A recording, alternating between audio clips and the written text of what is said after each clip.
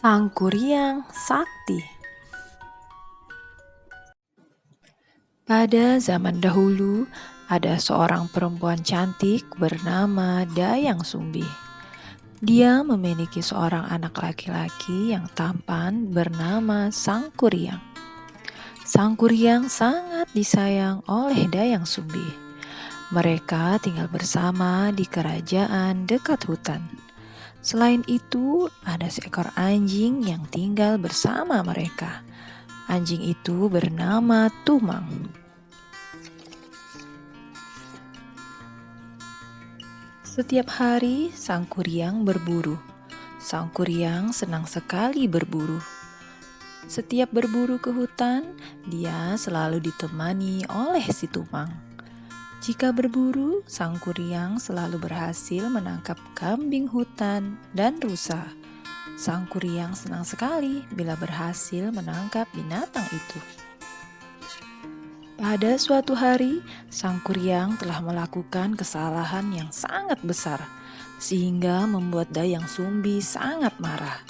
Sang Kuryang telah membunuh Tumang. Dia tidak tahu bahwa anjing peliharaannya ini adalah titisan dewa dan juga ayahnya. Tanpa sengaja, ia memukul kepala anaknya dengan sendok nasi yang dipegangnya, sehingga kepala Sang Kuryang terluka. Sang Kuryang pun pergi meninggalkan Dayang Sumbi dan mengembara entah kemana.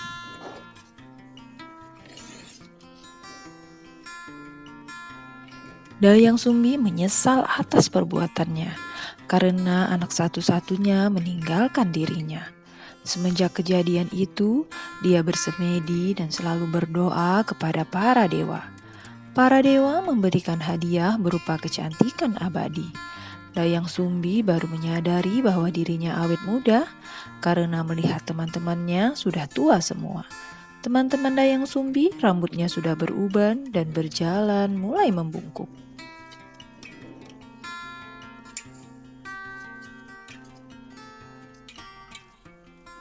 Selama mengembara, Sang Kuryang bertemu dengan seorang kakek yang sangat sakti.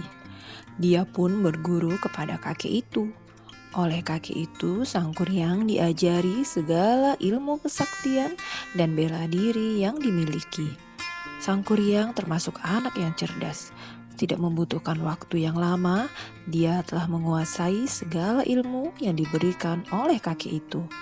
Kakek itu sangat bangga sekali melihat perkembangan muridnya yang cepat menyerap ilmu darinya.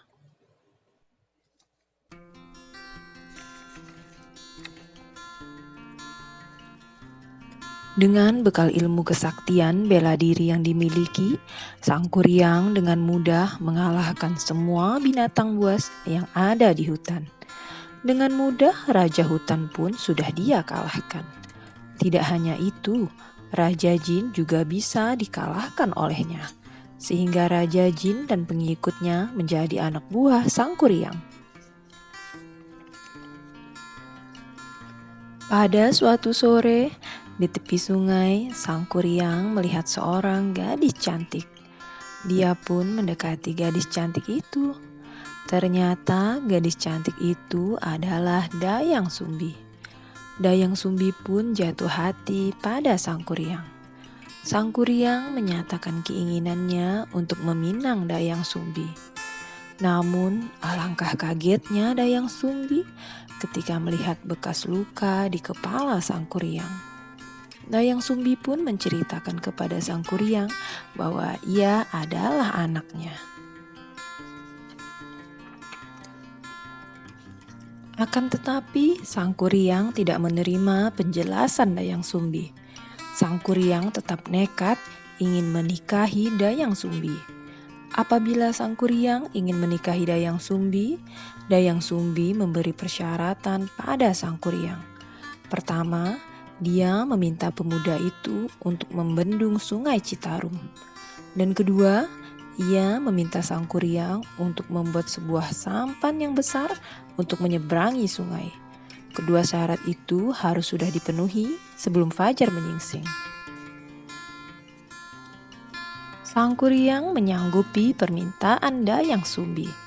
Dia dengan kesaktiannya memanggil jin dan makhluk gaib untuk membantu menyelesaikan pekerjaan itu. Setelah matahari terbenam, jin dan makhluk gaib mulai mengerjakan perintah Sang Kuryang, yaitu membendung sungai Citarum dan membuat sampan besar. Diam-diam Dayang Sumbi mengintip pekerjaan tersebut.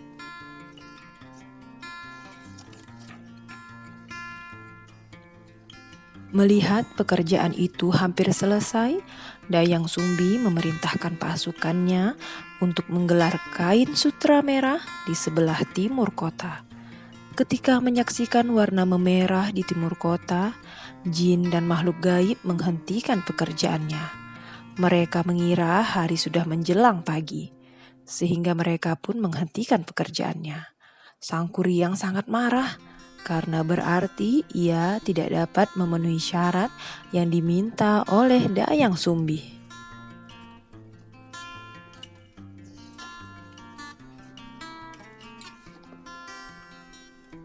Karena sangat marah, dengan kekuatannya Sang Kuryang menjebol bendungan yang dibuatnya, sehingga banjir besar melanda seluruh kota. Sang Kuryang kemudian juga menendang sampan besar yang dibuatnya. Sampan itu melayang dan jatuh tengkurap menjadi sebuah gunung yang bernama Tangkuban Perahu.